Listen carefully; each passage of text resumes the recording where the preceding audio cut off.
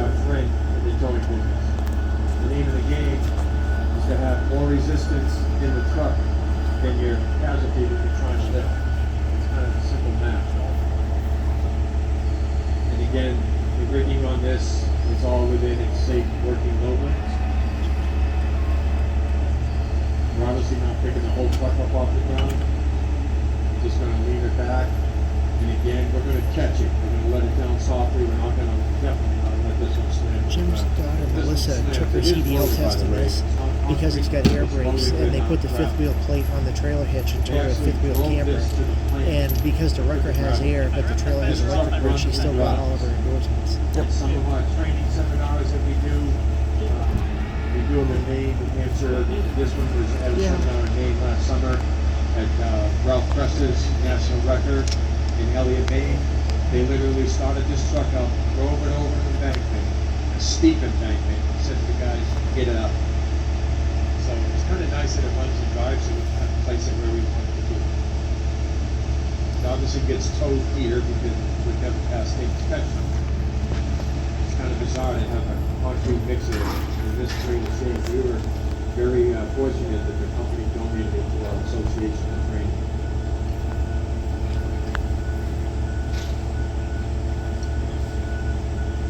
Okay, here we go.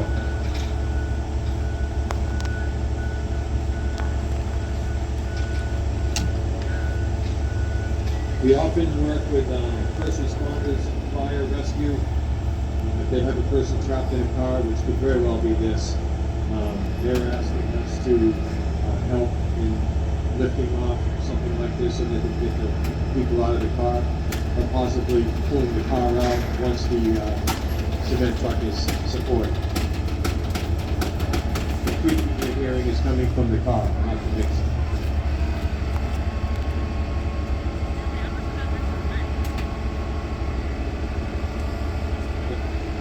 He's asking the weight of the mixer. If it was concrete, it's close to 80,000.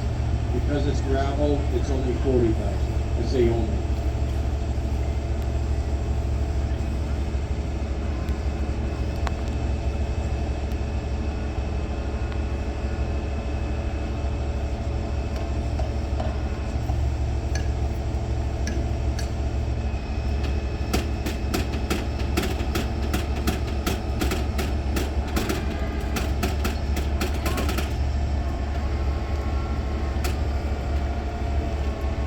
The wire ropes that you see hooked to the blue straps, they're going through pulleys, which we call snatch blocks in our industry. Those are what we call two-part lines, because you see two wire ropes going through the orange pulleys. That lessens our resistance, which in layman's terms, it doubles the pulling power of the winch by putting a two-part line on.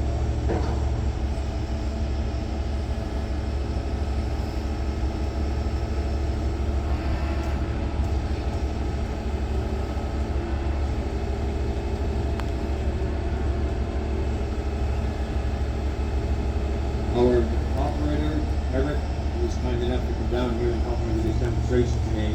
He's running this with his wireless remote. And with there he can walk around, see what's going on, front, back, sides. Before the wireless remote's been on, it is working in the tow truck, and we're limited to seeing what's going on. We still have people at these scenes being an extra set of eyes and ears.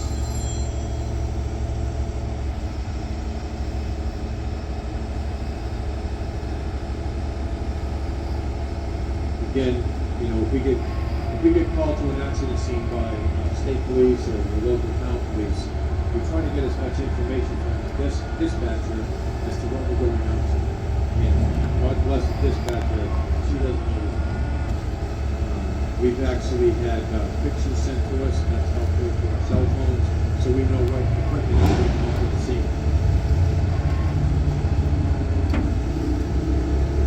You notice we're doing everything slow. We don't rush this. We're not putting shock loads on anything.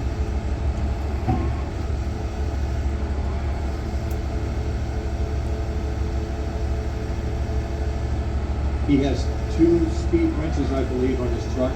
high and low. Obviously, they're at low speed right now because of the weight that it's lifting. It does have the option of a fast switch, fast speed, and if you're dragging something with those roll cars out of this truck, it's not that much weight, high speed on this ridge line.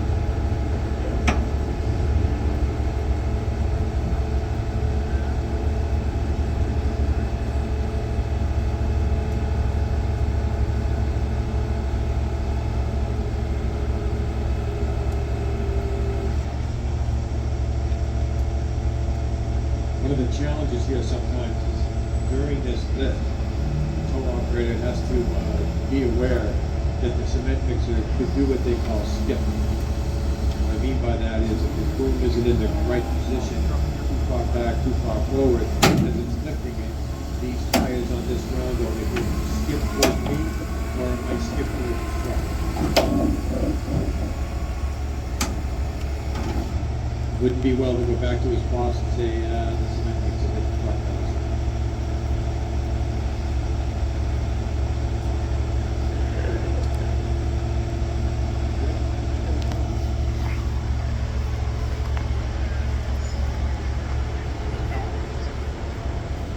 How about giving Eric a round of applause here? Thank you very much, Eric. Well done. I'm going to check in with